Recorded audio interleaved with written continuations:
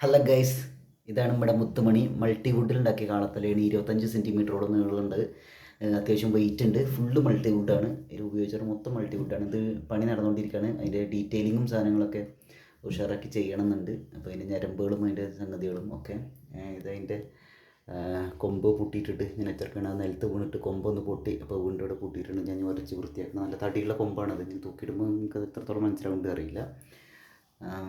നമ്മൾ കാളത്തലകൾ ഉണ്ടാക്കിയപ്പോൾ പല മെറ്റീരിയൽ വെച്ച് കാളത്തലകൾ ഉണ്ടാക്കിയായിരുന്നു. തെർമോക്കോൾ വെച്ചിട്ടും മൾട്ടിവുഡിൻ്റെ ഇത് വെച്ചിട്ടും ഒക്കെ പുട്ടി അടിച്ചിട്ടും പുട്ടി അടിക്കാണ്ടേയും പുട്ടിക്ക് പകരം വേറൊരു ലെയർ കാളത്തലയിൽ കയറ്റിയിട്ടൊക്കെ. പക്ഷേ ഇത് കംപ്ലീറ്റ് മൾട്ടിവുഡാണ്. ഇത് നമ്മുടെ സ്വത്തുമണി. ഇത് ഞാൻ ആദ്യമായിട്ട് ഉണ്ടാക്കിയ കാളത്തലയാണ്. അത്യാവശ്യം വെയിറ്റുള്ള സാധനമാണത്.